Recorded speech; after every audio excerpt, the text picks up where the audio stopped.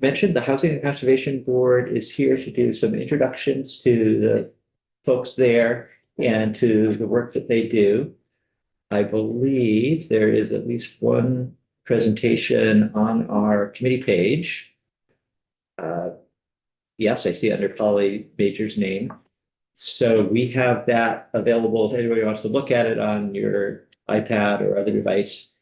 And I think we're also going to have it shared up on the big screen back there. So since we have a new committee, and again, since we have folks that we haven't all met, we'll get started with introductions. And first, I'm going to welcome Gus Seelig to the table, the witness chair, and we'll go around the room, introduce ourselves. And Gus, if you want to just say hello and introduce the rest of the folks who are here. Okay. Can we get jumped in? Well, you know me, I'm David Durfee, returning to chair the committee. I'm from Shaftesbury and represent the Bennington 3 district.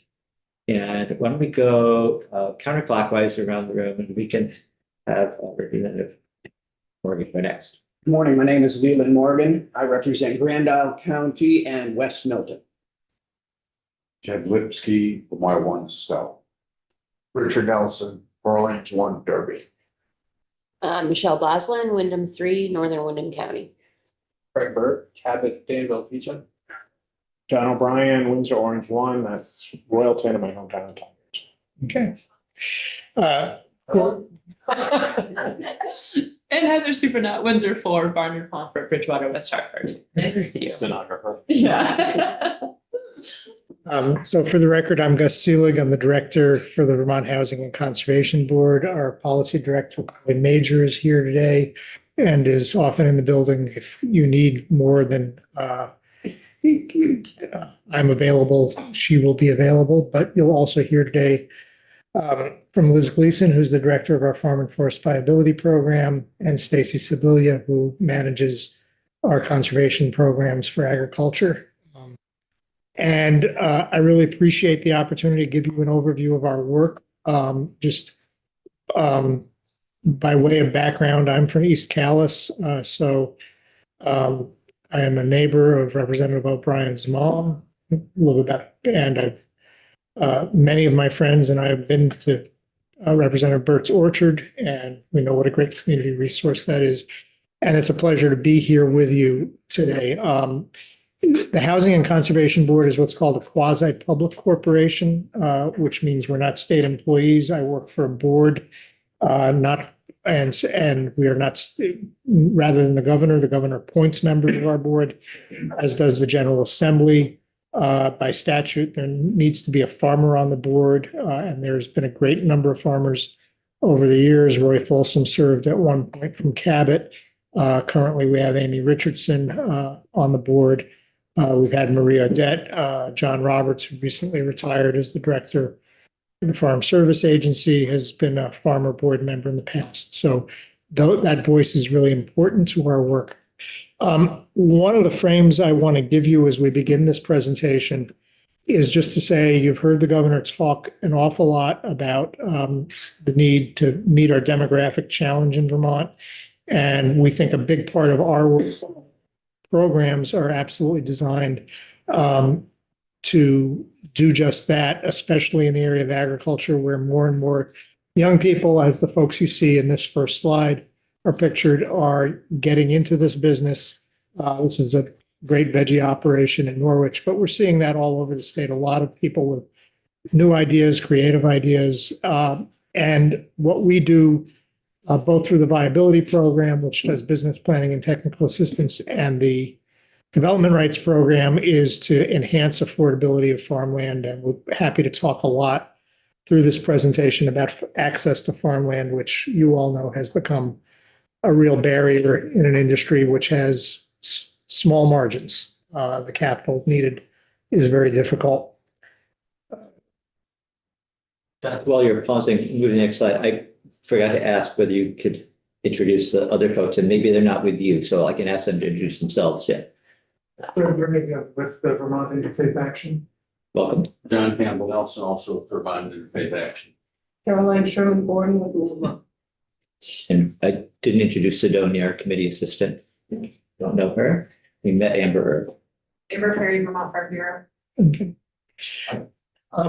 So to start with our statute and our statutory purposes, it speaks to dual goals of housing and conservation. And this is a place where we think that the needs of both our built environment and our open land come together. We've had a kind of land use policy that I trace back to something called the Countryside Commission of the 1930s, which really talked about compact settlements surrounded by a working landscape. And I'm starting in the chair's district here, but to talk about how a small town like Shaftesbury has used our programs over 3 decades. And the first interaction with Shaftesbury came in the early 90s when Stanley Tools, a major employer, pulled out of the community. And the community came to us and said, we'd like to purchase the Robert Frost House and turn it into a museum. So there'll be reason for people to still come to and stop in Shaftesbury and some economic activity. And historic preservation is defined as a part of our conservation mission. And we've done about 80 buildings all over the state. In my hometown of East Calais, the store got a fair amount of assistance to reopen from us. We've done that up in Albany with that store, down in the village of Algiers, south of Brattleboro. So that's how we often are investing in historic preservation. A decade after the Frost House, a group came to us with 2 conservation deals over about a 3-year period in the early 2000s to conserve the land around Lake Perrin, a great water body. They wanted to create a great public recreation area. And we said yes, and we did that with them. And then they held out about 3 acres because they knew about our dual mission. And 12 years after we'd done the conservation work, 3 municipalities came together. Shaftesbury changed its zoning to allow 23 units on a 3-acre parcel. The village of North Bennington extended their water line to the site, and the town of Bennington extended their sewer system to the site so that housing could take place. So we built 23 apartments. That's one of the families, and they live about a 3-minute walk from that beautiful recreation area. And I would guess a 7 or 8 minute walk right to the center of North Bennington, to the great library there. Shaftesbury is a choice community, so they can go to school in North Bennington should they choose to as well. So that's just a bit about how we serve rural communities. You'll later meet in the presentation Lisa McDougall, who is a farmer in Shaftesbury that we have worked with over the years. This slide tells you about our all-time investments since we came into being, and leverage is a key part of what we're asked to do in the statute, to consider, are there other funders who will, with state money on the table, come to the table? And so the state's investment through us has been a little over $500 million, but the total investment that citizens have made by raising money from their communities, from private equity that goes into affordable housing deals, from philanthropy, has been over $2.4 billion now. And you see the numbers there, and the Farm and Forest Viability Program, which we began about 25 years ago, has now served 1,300 working lands businesses throughout the state. And one of you want to say a word about the Goulette Farm and the farmstead here? Yeah, I can speak to that. So that's a roughly 150-acre vegetable and hay operation right on Route 2 in South Hero. Obviously, a spot that would be under intense development pressure, is under intense development pressure. And we're working with Vermont Land Trust to conserve that farm. And it's also a farm access project. So there's some adjacent land that the Goulettes are going to be acquiring after it's been conserved, and it'll be more affordable for them to get onto that land. So they're in the process of expanding their operation as well, which conservation funding is going to help them do. And I just want to note, because there's been a lot of discussion about Act 59 and conservation, and does agriculture count toward conservation goals for a variety of reasons. We don't need to delve into that today, but the farmers we work with own an awful lot of forest land. And they are great stewards of the land, and more, as you'll see in the presentation, they are doing things that are enhancing resilience and absolutely supporting water quality. Many years ago, as we were getting going, Mike Audette served on an advisory committee for us from farmer from Addison County. And he said the way to work with a farm community, and I needed to be educated, it was not my background, was education and compensation. And I think you'll find that our programs for agriculture are always working, and for conservation in general, working on a willing buyer, willing seller basis. So to come more current, this is what we've been up to over the 2020 in this decade for conservation. In terms of land conserved, in terms of wetlands protected, natural areas and farmland, along with historic preservation projects. The Reebok Farm has been a client of the Viability Program. And Liz, I don't know if you want to say a word about your work with them. Sure, yeah, we started working with them probably 6 years ago or so. They're a really small hill farm outside of downtown Brattleboro. They do veggies and they do small scale raw milk dairy. And they also have a greenhouse full of figs, which is really exciting. Not quite commercial scale on the figs. But we helped them when they were just a couple years into their business to try to figure out like, how are we gonna scale this to be correct for our farm and our family? How do we make sure on this extremely steep old hill farm, how to use those pastures well? They have a really great grazing system. And they're just really conscientious, wonderful farmers, community members. They recently had a baby. So they've been really great to work with. So as you heard from the governor, housing has been front and center on his mind. When he took office, we did a housing revenue bond with him that enhanced our work. And since the federal money of 2020 from the pandemic arrived, we have received lots of both ARPA funding and one-time general fund dollars. And this is where it's gone all over the state, doing everything from home ownership to rental development to just about doubling the size of the state's shelter system, to supporting people in mobile home communities. We don't get to every small town with a big development, but for instance, if you have a constituent who needs accessibility improvements because they're now in a wheelchair, bathroom modification, a ramp on their home, we have a program through the Vermont Center for Independent Living that can provide that kind of help. One of the things we began with one-time funding was a program to improve farm worker housing in the state. And we are having a discussion, or there's been a discussion with the appropriators about whether there should be anything in the Budget Adjustment Act.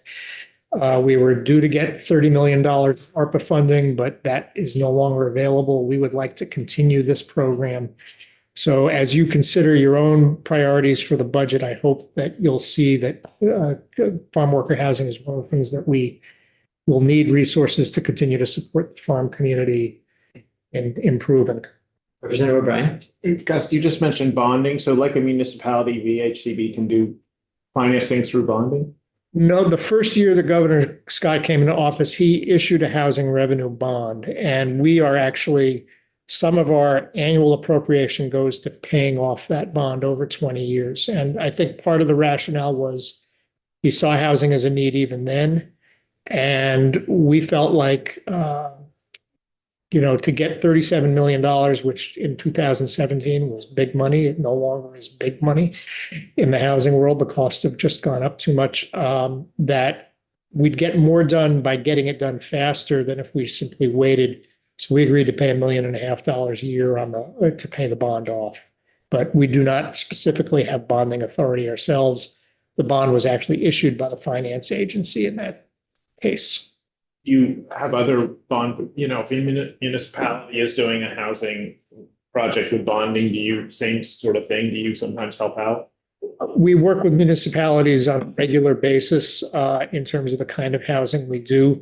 They are usually not bonding for housing, but for instance, the city of Montpelier recently bought the Old Elks Golf Course, and their plan for that land is for several hundred units of housing. They know they need more housing. We are seeing in St. Albans, they created a TIF district, tax incremental financing, and they've built 270 units of housing in that development, in that area so far. They basically used their TIF financing for infrastructure and other improvements.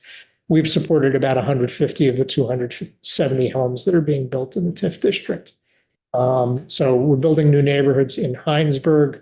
NRG Systems, the owners there, have donated a parcel of land that we've agreed to provide financing for. So we're seeing more and more people, as opposed to early in my career, say, yes, we need more housing in our community. That's a good thing. And it's not always municipalities. So in Representative Burt's district, it was just a group of interested citizens that we worked with probably 25 years ago on one of the smallest housing developments we ever did, but I think it's 7 apartments that serve seniors in your community. Yeah. So sometimes it's a municipality that's knocking on our doors. Sometimes it's just a community group that we work with. Here's an example of what we've been doing in the realm of farm worker housing and a before and after in Stowe. And as you can see, we're doing 2 kinds of things. One has been repair projects. There are 18 units complete, benefiting 67 workers, 50 units and another 190 in process. And then in some cases, we found that the housing was in such terrible condition, it didn't merit repair, it really needed replacement. And we've worked with farmers on a number of occasions to do that. And that's also underway with 4 more projects in the pipeline. At either end of the state, a couple of examples of how farmers are using the development rights program, and then I'm going to turn the presentation over to Stacy. But I met Reg Chappett when both of us had full heads of hair. And Long time ago. yeah, so 30 years ago. And at that point, Reg had a vision and wanted to buy a farm, and he didn't have enough resources to do it. And that was a piece of, and he knew he wanted to become a large farmer. And he used the development rights to help secure that farm. We've done probably 3 more projects with him since then, and he's got 4, and he's got another 1 or 2 that he's working on. So he's not the only farmer who have basically lowered their capital costs by using the development rights program to be able to invest more. And when he bought the Brosser farm, the first one we worked on, he was expanding his herd up to 900. I think he's now milking 1,600 with another 800 families. And in terms of economic impact, I think he has 28 or 30 employees today. So from my point of view, and Representative Nelson, you probably know him way better than I do. He's been a real go-getter, with he and his brother both with a great vision. And I think large farms are part of the mix that's essential for Vermont. But at the other end of the state, the Course Dairy is in Whitingham. We first worked with them to buy development rights in 2013. One of the things they found across the pandemic, as you all read about how popular land got in southern Vermont, was that they were leasing lots of land in their community and they were losing access to some of that land as it changed hands. And we've helped them secure a number of additional parcels to help them secure their land base. So they, again, used us in that way. Program makes a big difference often with helping people get onto their first farm. So with that, Stacy, do you want to take this chair? And I'm not going to go away, and happy to answer additional questions, and then we'll follow Stacy. Thank you. Hi, everybody. Thank you for having us today. Excited to speak with you. So as Gus said, I'm Stacy Sabula. I'm the agricultural director at VHCB. Been in this role for almost 5 years, and excited to talk about farmland conservation. So just want to share some high-level stats with you. So to date, we've protected 822 farms across the state with state and federal funding, and that's about 176,000 acres, which represents about 18% of our farmland acreage. and about 10% of the prime agricultural soils. So while we're really excited about the work that we and our partners have done, we also know we've got a long way to go to continue to protect this important resource. There's continues to be huge demand for our program. In our 18-month pipeline, we have 64 projects queuing up with a variety of different land trusts, and I'll talk more about our work with them.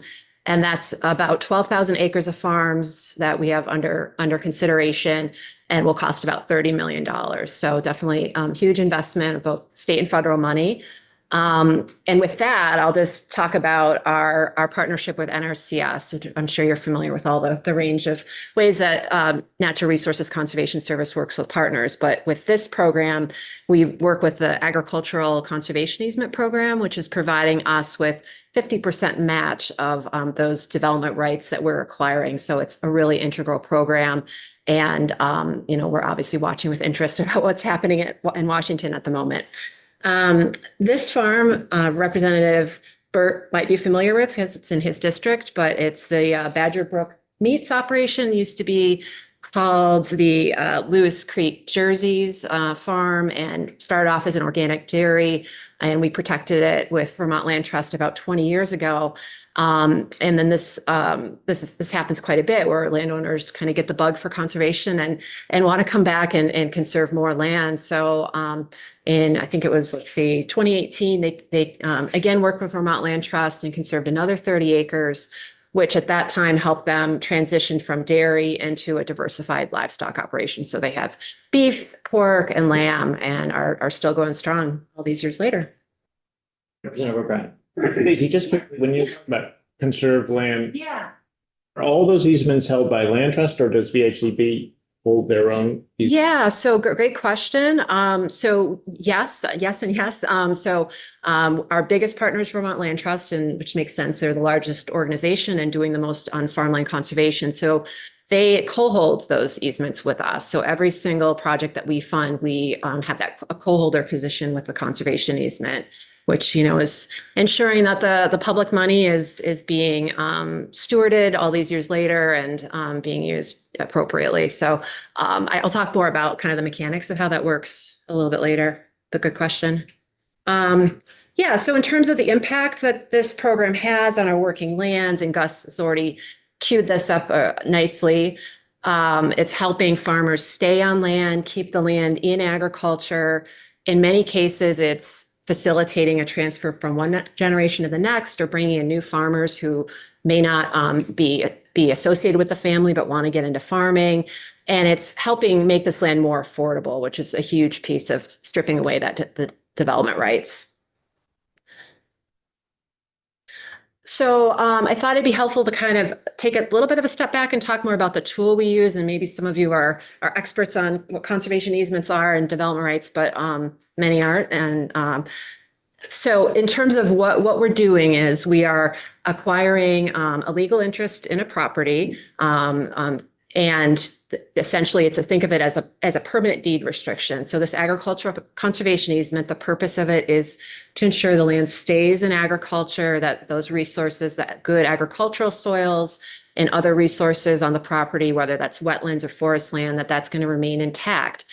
It also allows agricultural uses to continue and, farmer to put up farm-related structures and farm worker housing. And so for so many farmers, it's really a win-win because we know farmers don't want to be having to sell their land for house lots. And so for them to be able to work with us and our partners to be able to conserve this important resource, but also get compensated through it by giving up the development rights, it's often a win-win scenario for everybody involved.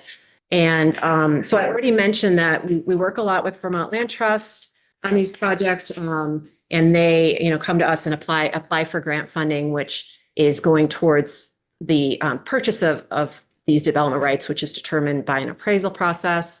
And one other thing I would just note about the development rights, in addition to keeping the land intact and in farming, another key part of it is ensuring that the land remains in the hands of farmers and is being sold as agricultural land in the future. So about 20 years ago, we added something to these projects these protected farms called an option to purchase at agricultural value, the OPAV.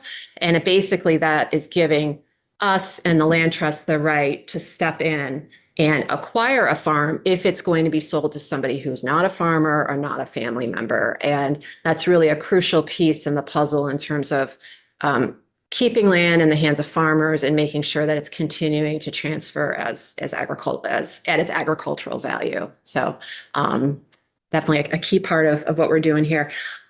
This farm is an awesome farm project over in Orwell. That's John Lucas, a first generation farmer, grew up in New Hampshire, came to Vermont as a student at Vermont Tech, and that's where he kind of got the farming bug and started working on dairy farms and kind of bounced around for a while and ended up at this farm, which at the time was called Ledge Haven Farm, run by the Audettes, which probably many of you know, longtime farm family. And the Audettes at the time were trying to figure out their transition plan. And as in their words, they said, we don't have any more family members to give the farm to, and no one wants to, continue farming. And so it was a perfect scenario when John showed up, started leasing that land. And then together with Vermont Land Trust and us, were able to put together the conservation funding, which then helped John acquire it after the farm was sold to him. So That's that 1880 barn farm. yeah. I saw that was really Yeah. Yeah, and that's the other thing. It's got that historic resource there. So there's a historic protection on that, as well as it has a big archaeological zone for Native American artifacts. This, I think, is a great graphic to depict the effect of conserving farmland on value and the benefit that it translates to farmers wanting to acquire land. So the dark green column on the left is representing the values of, and these are based on appraised values between 2020 and 2023 of farms we funded. And the green column is what the property be worth without any development restrictions on it if you were to acquire it on the open market. The lighter green column is the after value, what it's worth after it's been conserved. And you can see that the conservation easement is on average suppressing or bringing down that value about 60%, which is huge. I mean, which is allowing so many people to get on land who couldn't otherwise. Anyone else? Yeah. Yeah, thank you. Yeah. The one thing it doesn't affect is this value of agricultural land. So if you Sure. have really great soil Yes. that's worth $5,000 an acre agronomically, Yeah. and it could be worth $20,000 an acre if you chopped it up and wrecked it forever. Right. And you sell the development rights, it's still worth $5,000 an acre. Is that what you're finding? Yeah. I mean, certainly Agronomic. with prime ag soils, and that there are farmers stepping up that can afford that and want to make that work. I mean, that it can be challenging for of course, incoming farmers, younger farmers who may not have the resources to pay $5,000 an acre. So, and I'll talk more about this later in the presentation, but that's where like other services and programs come in to help with that demographic of buyer, like the Vermont Land Trust Farmland Access Program, for instance, often will step in and buy a farm and hold on to it for a number of years and lease it to a young farmer as they're getting their start. And so and then we usually will bring in conservation funding later to make that affordable. So there are those like wraparound services to help people. But that's a good question. Yeah. Is there anything else on that? How am I doing on time? Okay. Yeah. Doing well. Okay. Go ahead. Sorry, Chair. In the process, when you help out a farm with, giving up development rights and all that, Yeah. is once the ownership goes to the new farmer coming in. Yeah. Are there any other arrangements between Vermont Land Trust or the Housing Conservation Housing and Conservation Board? Are they still? Are we still like involved?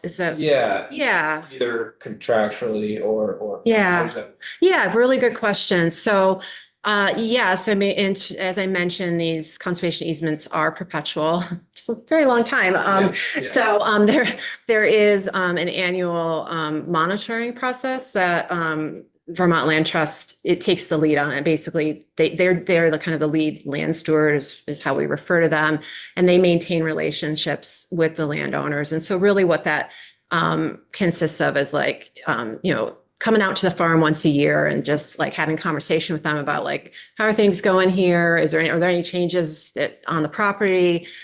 Just kind of keeping that friendly rapport and doing a bit of a site visit to just make sure that whatever's happening out there is in accordance with the terms of the conservation easement. So I really think of it as a relationship. It's yes, there is that role of us of having to ever step in and enforce something if somebody was doing something that was in violation of the easement. But I think the Land Trust does an excellent job of preventing a lot of those issues just by keeping in like really good relations with their landowners. And they also provide a lot of support around like for people that want to do like additional practices on their property or enroll in different kinds of programming. Like if somebody wanted to plant a bunch of trees on their property because they have an erosion issue, VLT will often come in and like facilitate that kind of work or like partner with like conservation districts to do different kinds of projects. So I think I'm very proud of how our partners work with landowners to keep that relationship good. And you would be the main enforcing body as well if they are in violation of that easement? But yeah, both of us, the Land Trust and us. And there's stipulations around what that looks like in different scenarios, different kinds of violations, whether it's a major or minor, and how we handle those things. But, yeah, good question though. Yeah. Just to follow up to Representative Nelson's question, has there ever been a metric developed of like all farms aren't created equal, so I wondered if you ever look at like this farm has such great soil, it really is more important that we keep farming that as opposed to my farm at home, which is all ledge, or this farm may be more important to this community. Sure. So is your question asking if we have like a rating prioritization of like what is finite? Yeah, yes. And yes, we do. So, we have a set of funding criteria that focuses on what we feel is most important. And so the number one for us is prime agricultural soils with good reason, since that is the land that can produce the most food and can produce the most variety of different kinds of crops. And so that's always our number one. And also our match funding source, NRCS, wants to see those high quality farms getting protected. So that's a huge factor. Other things that we are looking at are situations where there's a farm access component, where there's an incoming buyer, a young farmer otherwise who needs to get on the land. And if it's going to facilitate that, that's something that we really look at. We also look at what's happening on the land in terms of the current operation and what we think it can support in terms of economic viability. And so typically we are working with properties that are commercially viable farms, not a farm that's been sitting fallow for 50 years. Like we want to make sure that we are protecting those that are currently in business and have the likelihood to stay in business. So those are kind of the main things. And then there's other things we look at too that are, and I'll talk more about this in a minute, with like, are there other natural resources there worth protecting, like wetlands and river frontage and things like that, which many of these farms have. Yeah, thank you. Okay, so as we've already talked about a lot, farmland access is huge and succession planning is a big part of that. And so between 2018 and 2023, approximately 40% of the projects we funded helped facilitate a farm transfer. So continues to be a huge part of our work. We've already talked about how that helps get farmers on land at a lower cost, get new and beginning farmers on and existing farmers to expand. And I just will also mention, and Liz will be talking to you later, but our farm and forest viability program is crucial in a lot of these transactions when the next generation coming in and families are trying to figure out, what does this look like? What does it look like for our business? We need help with estate planning. We need help with developing a business plan, and we can come in and support that as well through viability.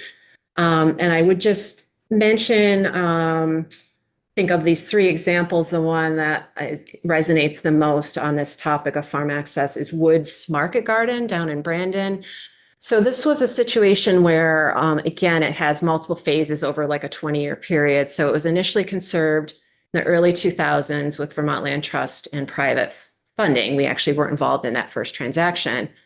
Fast forward 20 years later, the current owner, Courtney Satz, had to sell unexpectedly due to a death in the family and pretty sad circumstances. She, obviously wanted to keep the land in farming. This project did not have that option to purchase at agricultural value because it was such an old project. And so there was no guarantee that it would stay in farming unless it had that language. And so she, in the interest of wanting to get a farmer on the land and needing to sell, worked with Vermont Land Trust and a bunch of other service providers like the Intervale Center and others to help find a buyer and add additional conservation to this farm. And so these folks, Dan and Elise Wolf Cooley, came in, experienced farmers who were from Vermont but had been living and working in Pennsylvania and looking for land for a long time. They were matched with this farm. And in the process, we were able, in this like phase 2, to come in with more conservation funding, conserve another 60 some acres, add the option to purchase at agricultural value. So it's going to ensure that every future owner has to be a farmer and it's going to transfer at an agricultural value. And these folks got to get on the land at a much more affordable price. So definitely great outcome for everyone involved, including the sellers of the property. And on the theme of farm transfers, the farm upstream in Jericho, this is a group of young farmers, as you can see, who were all working together on a patchwork of leased farmland across central Vermont, their vegetable operation, and have been looking for land for quite a long time. And as it happened, they stumbled across this farm in Jericho, which is owned by the Hunt family. And the timing was perfect because the Hunts were going through an estate process. Some of the patriarch of the family had died. Family members didn't want the land. It had been farmed, but not really being utilized to its full potential. Just hay land that had not really been well maintained. And so the family was eager to get it back into a more operational farm. These folks needed the land, wanted to be in this area where there are strong markets. And this is excellent farmland. It's all pretty much entirely prime and statewide important agricultural soils. It's got like a mile of frontage on the Lee River as well. And so they were able to step in and acquire it after conservation. And I think the interesting aspect of this project is that it had a diversity of funding sources. So as I mentioned, most of our projects get the federal money, which is excellent. This also had funding coming in from the town through their conservation fund and the local land trust, which did a fundraising campaign. And given that the price of this land was pretty expensive in that location, it really helped to bring all those different pieces together. And we love that leverage, leverage to the state money as well. They weren't here last year, right? We heard about it last year. I'm not sure if we got testimony from somebody. Maybe we did. Cornfeld. Yeah, he was, okay. Yeah, he does a lot of outreach, which is great. He's a good advocate. Okay, so co-benefits of conserved farmland, and Gus alluded to this a little earlier. So when we look across our portfolio of conserved farms in Vermont, as you all know, it's a patchwork. It's fields, it's forests, it's wetlands, and we see that play out in the land that we've conserved. So 33% of the conserved farmland is actually forested. Another 10% is wetland.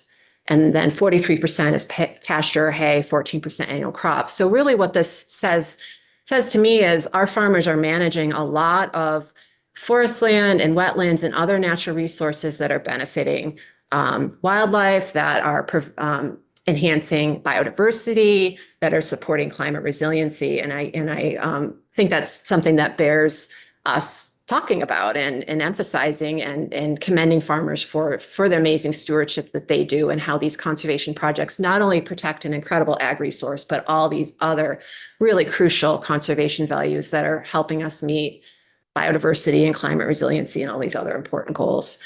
So another piece of this is the work that we and our partners do around water resource protection. So since 2019, our projects have protected about 80 miles of streams through, we put 50-foot buffers on those streams, which is above and beyond what's required through the RAPS. And also during that time period, we conserved with special protection zones about 1,400 acres of wetlands. So with every project we're evaluating, we are always focusing on where are those water resources? We need to have extra protections. And I think that's something important to point out as well. And then I would just mention that across Vermont, this is not just our conserved lands, but we do a really great job. Our farmers are doing a really great job of using conservation practices in their farming. So 71% of all cultivated acres are either no-till or reduced till. That was from the 2020 Ag Census. So they are doing an excellent job in that regard in terms of preserving soil and enhancing water quality. In this project on the left there, Dave, do I need to pass the baton to you? Okay. Okay, I'm sorry. I get a little too excited about this. This project is in Waitsfield in the Mad River Valley. Dave DeFries is a dairy farmer who's been farming there for generations with his family. This was a Vermont Land Trust farmland access project. BLT bought the farm from the Spalding family, held on to it for a number of years while we assembled a complicated funding package, leased it out to Dave, who now owns it. And what's really cool about this property is that it's an awesome ag resource, but it also has a lot of water resources that were conserved. 10,000 feet of river frontage. It has 38 acres that are in a DEC river corridor easement.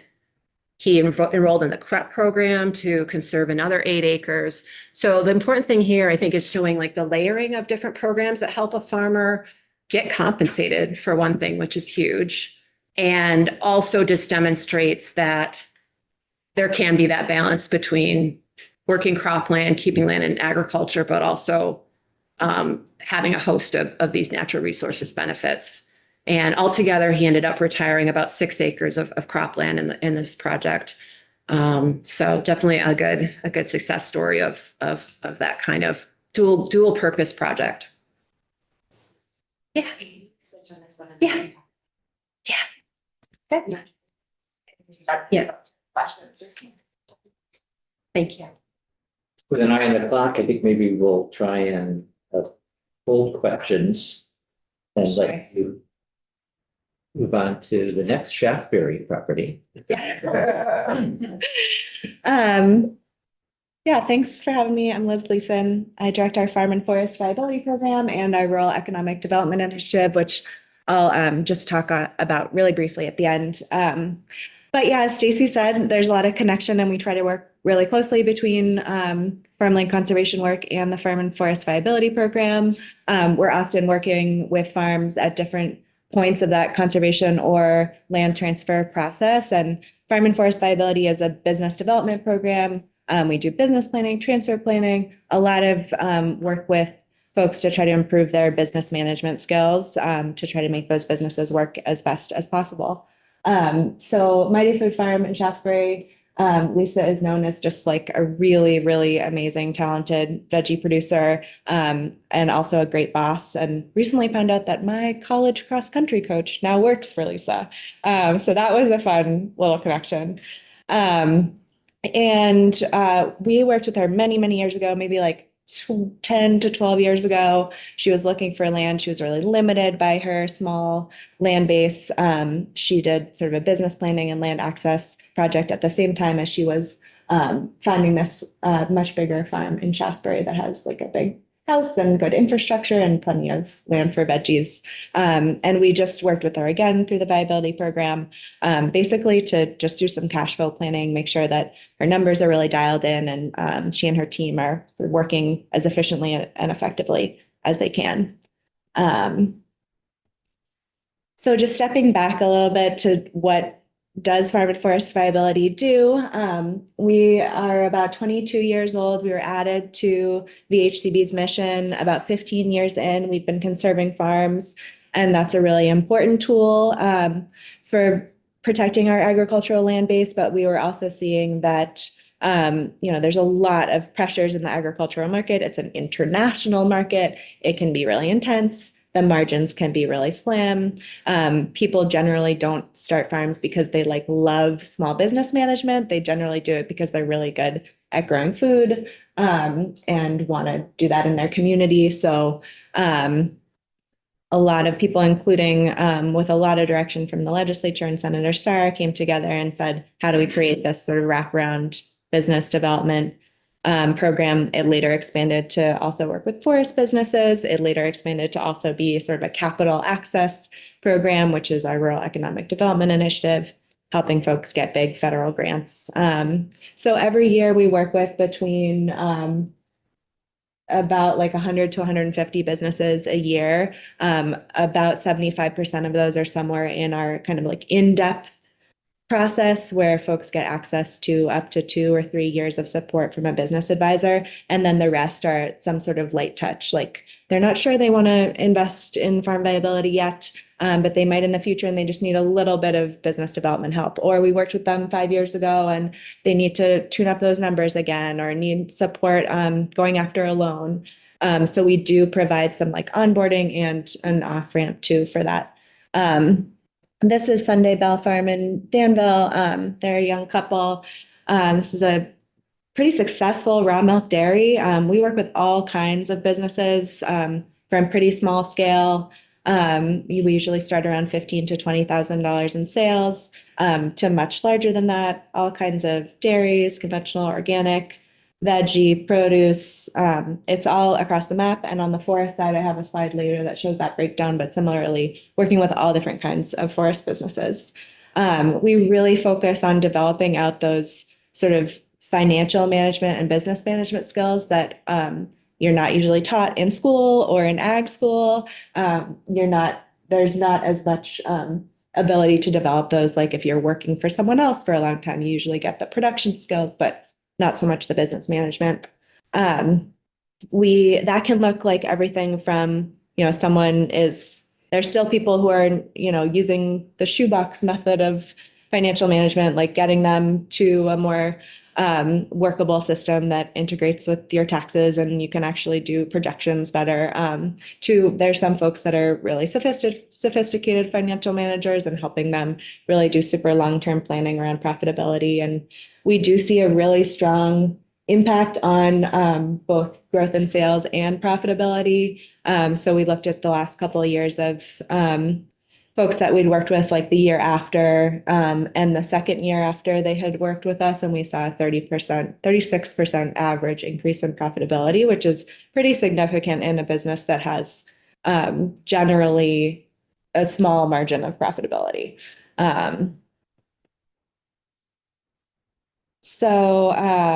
These are just a couple more of those sort of traditional economic development statistics that we track over time. We do work with a lot of people who are in a growth stage. Not everyone. Some people actually need to scale back to have their business sort of meet their goals. But you'll see that 68% of the folks that we worked with last year did increase their sales. And on average, that increase was $45,000. We supported them in accessing over $5.5 million in grants and loans.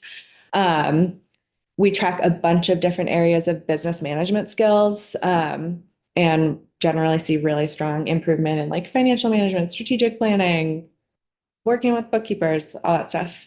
Human resources is really big, and a lot of people are adding jobs too. This is a business that we worked with a bunch of different times as they accessed land in South Hero and then grew. It's also a really nice connection to the water quality and conservation work that a lot of farmers are doing. We supported them when they were looking for land and moving onto this property. It had been a vineyard that went out of business, and so the vines had been pulled. It was like just a bunch of, I don't know if it was even being hayed, and they sort of brought it back into really productive pasture. They raise laying hens and do pigs, and worked with them to build like a winter housing for pigs that really keeps them off the bare ground in the winter, which is really great for water quality. And I just want to emphasize, like most people working in the ag and forest space in Vermont, like we are a very collaborative program. We're actually, Farm and Forest Viability is actually a network of partners where my team sort of holds does policy, we enroll all the clients, we do a lot of professional development for our business planners. But it's these 5 organizations up on the top and with the logos here that have the staff that do that on the ground business technical assistance. And there's about 15 people across the state who are employed either part or full-time through a farm and forest viability position. And almost all of those people have either previously owned their own farm or forest business or been like at a management level. So they combine that sort of generalist business development with a really strong understanding of what it actually means to do that work, start a farm or forest business and run it and have that really approachable experience. We also partner and sometimes fund a lot of other organizations that provide really needed supports from the Vermont Land Trust, working on farmland access to the Sustainable Jobs Fund, which tends to work with those more like local food manufacturing businesses. We need all of it. Liberation Ecosystems is a couple of years old. They work with BIPOC farmers. Healthy Roots is really focused on marketing for farmers. So there's many organizations, as I'm sure you see all of them in here. And we try to really partner with a wide variety of folks to get businesses what they need. I think Stacy did a really great job talking about land access and farmland transfer, so I won't talk too much about that right now. These are just a couple more examples. These are both sort of intergenerational, interfamily transfers. Maple Cedar View in Derby is working with us to figure out how to transfer the business to the next generation, and same with Nebraska Knoll Sugar House in Stowe. And again, great picture of Mighty Food Farm. I already told that story, but I'll just talk quickly about Mollybrook Farm in, they're sort of on the Danville, Cabot, West Danville area. They're pretty big, like 550 acres. They conserved their farm back in 1997, I believe.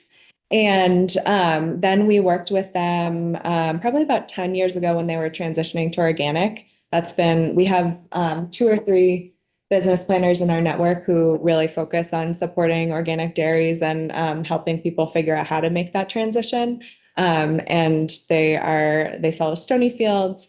They're doing really well. They have these amazing, beautiful pastures that sort of look out over that Route 2 valley. Transfer planning is a really big part of our work. About 1/3 of the farms we work with any given year are at some point in considering like, what happened? Can I retire? When do I retire? And how do we keep this farm going, whether it's with family or finding a new buyer? And we see really strong success. Not every farm can continue, but a lot of them do that we work with. And this past year, it was pretty much everyone felt like through their engagement with our program, they would be able to keep the farm going. And then conversely, like we work with a lot of beginning farmers on the farm access side. In terms of the forest economy, we added forest businesses to our mission about 8 or 10 years ago. And we work with a really broad array from sawmills to woodworking, logging, maple, which I know is both farm and forest, depending on how you slice that. The main person that we work with on forest business planning also has a specialty in maple. So we sort of categorize it here for him. And, you know, I grew up in the Boston area, but my dad was a woodworker. He had a woodworking and fine furniture business for my whole life and just closed it down when he moved to our town a couple years ago. And it's been really interesting to sort of work with these small woodworking businesses now through my work. And he always was in this place where he was working with folks who only wanted certain species, and they usually came from like the Amazon, and it was basically impossible for him to get any local wood. So it's been really cool to see in the sort of forest economy sector a drive towards local wood in Vermont, and a lot of woodworkers and manufacturing businesses that are trying to build up that pipeline. This is the Vermont Woodworking School in Fairfax. This is Catherine Email, who we worked with when she was starting up a small woodworking business and now helping her and her business partner take over the woodworking school. I'll just quickly say we run a couple grant programs. One of them we call implementation grants, which I'm always afraid I'll spell incorrectly on the slide.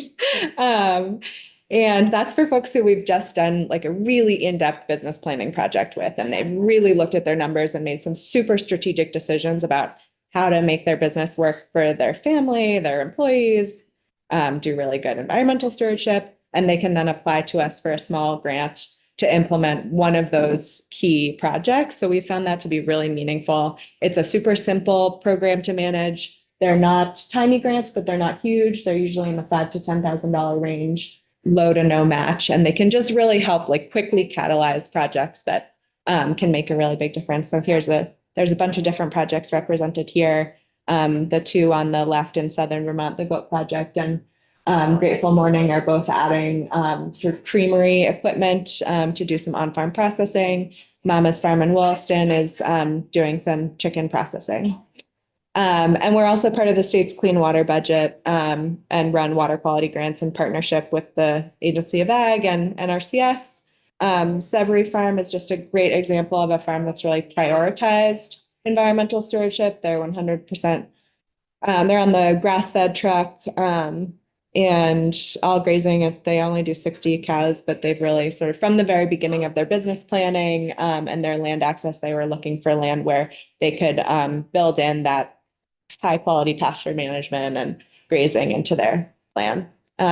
Is that exclusively for meat or do they do dairy as well? Sorry, it's all dairy. Okay. Yeah. They sell, I think I can't remember. I think Organic Valley, but also to a local cheesemaker, Champlain Valley Creamery. Do they label their stuff that way?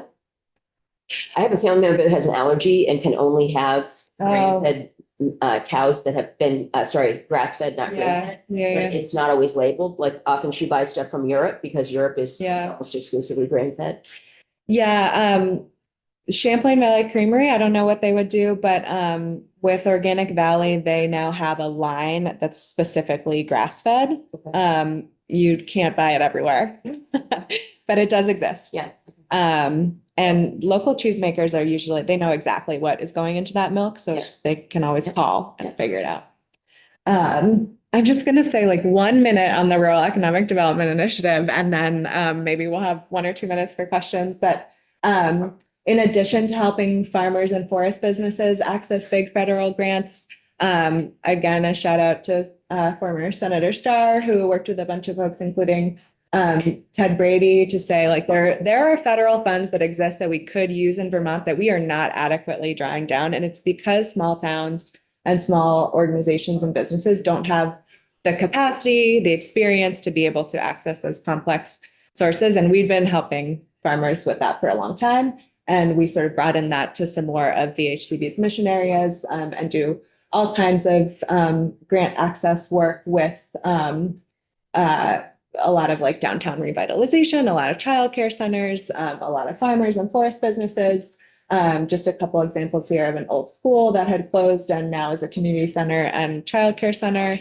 A bunch of different kinds of working lands businesses. We've helped get some pretty major federal dollars in the door, like several $100,000 up to $1 million grants for some really key projects, including with Courier Forest Products and Maplebrook Farm.